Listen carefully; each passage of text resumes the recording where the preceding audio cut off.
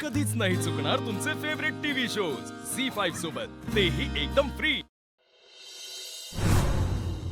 चारू, काय करू मी? त्या बेअक्कल अधिपतीला समजावून कसं सांगू?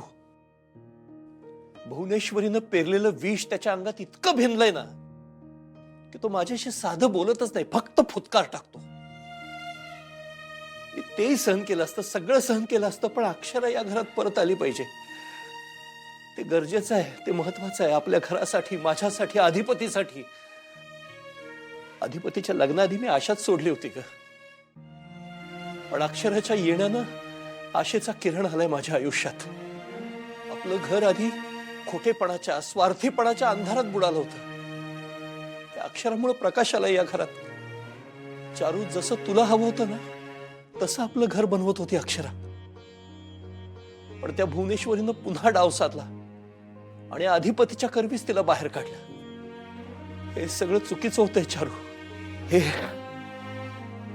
हे असं व्हायला नकोय। अक्षरा घरात परत यायला हवी। अधिपतीनं घेतलेला निर्णय चुकीचा आहे हे त्याला कळायला हवंय। अगदी बरोबर। म्हणजे अधिपतीनं घेतलेला निर्णय चुकीचा आहे हे बरोबर बोललात बघा तुम्ही। आई, तुम्हाला पटतंय ना माझं म्हणणं? अधिपती चुकलं हे तुम्हाला पटलंय ना? वय की आई, मग तुम्ही बोलत का नाही त्याला? तुम्ही का गप्प बसता? मी आता खाली त्याला तेच समजावत होतो ना, पण त्याला कळतच नाही किंवा कळवून घ्यायचं नाहीये त्याला।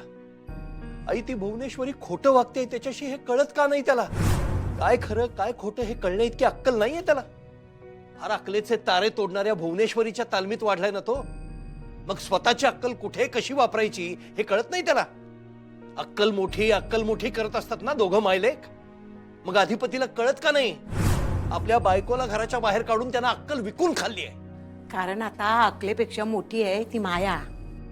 अहो, माया पुढे अक्कल फिकी आहे जावई बापू। कसली माया हो आई, कसली माया? याला माया नाही, ब्रेन वॉश म्हणतात। हिप्नोटाइज करणं, भूल घालणं म्हणतात। त्याच्या आयुष्यातल्या त्याच्या सख्या नात्याच्या माणसांच्या सगळ्या चांगल्या आठवणी पुसून काढल्यात आणि फक्त एकच डोक्यात ठेवलंय, भुवनेश्वरी आईसाहेब। त्यामुळे मी काही बोलायला गेलो की तो अंगावरच येतो माझ्या। तुम्ही नका चिडचिड करू, शांत व्हा बघू, आणि त्याला काय बोलायला जाऊ नका सा। आई, मी जर बोललो नाही ना तर कुणीही बोलणार नाहीये त्याला। त्याला स्वतःची अक्कल नाहीच आहे, तो स्वतः काही करणार नाही, निष्क्रिय बसून राहील आणि जे भुवनेश्वरीला हवं तसंच वागेल, तेच करेल। प्रत्येक वेळेला स्वतःचं खरं करतो, माझ्यावर चिडतो। भुवीला तुम्ही बोललात तर तो चिडणारच ना व।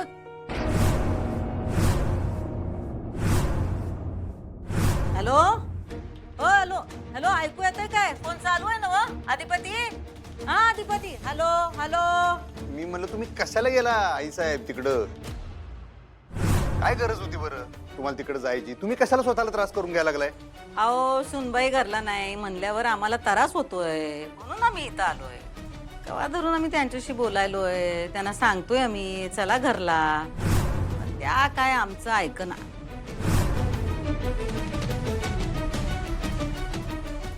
काय नाही, तुम्हाला माहिती आहे ना त्यांचा स्वभाव कसा आहे। स्वतःच खरं करायचं असतंय त्यासनी, आणि त्या स्वतःच्या मर्जीने गेल्यात ना। यायचं असेल तर स्वतःच्या मर्जीने घरात परत येऊ दे, नाहीतर राहू दे। मग काय फरक पडत नाही नसेल यायचं तर, समजलं ना? अहो, पण अधिपती, आपल्या माणसांची मनधरणी आपणच करायला हवी नाही का? आपल्याच आहेत त्या। तसं मग ते त्यासनी बी वाटलं पाहिजे ना। आपल्याला वाटतंय तसं, आपल्यालाच फक्त वाटून काय फायदा? तुम्ही कशाला गेला त्यांच्या संग बोलायला? आई साहेब, तुम्ही या घरला परत या। मी फोन ठेवतो, आपण आल्यावर बोलूया। तुम्ही या, परत या, थांबू नका तिथे।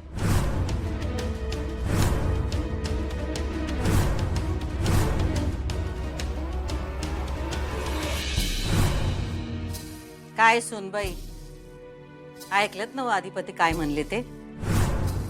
कळली का तुम्हाला तुमची पात्रता?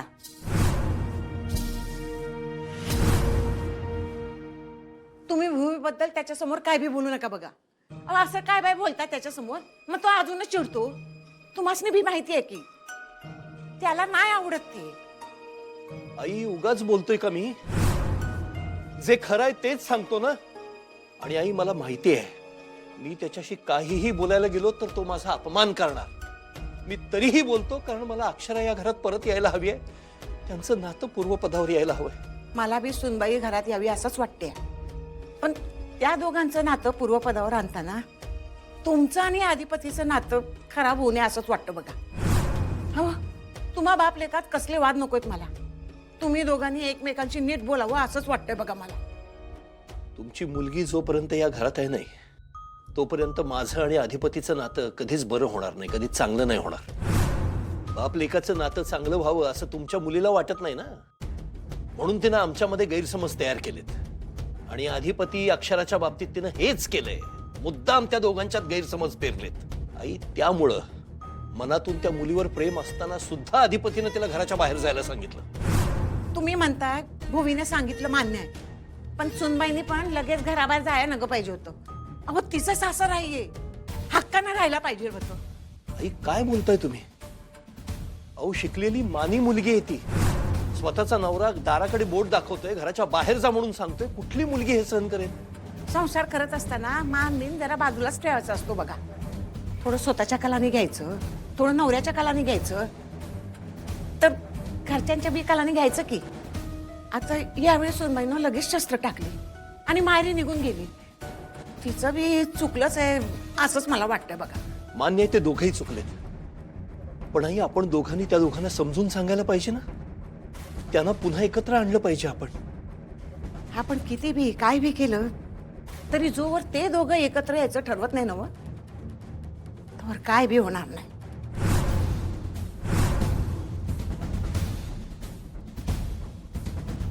असं नाही चालणार आहे.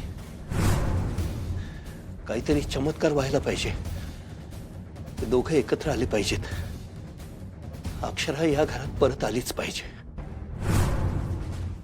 काय झालं सुनबाई, धक्का बसला काय तुम्हाला अधिपतींचं बोलणं ऐकून?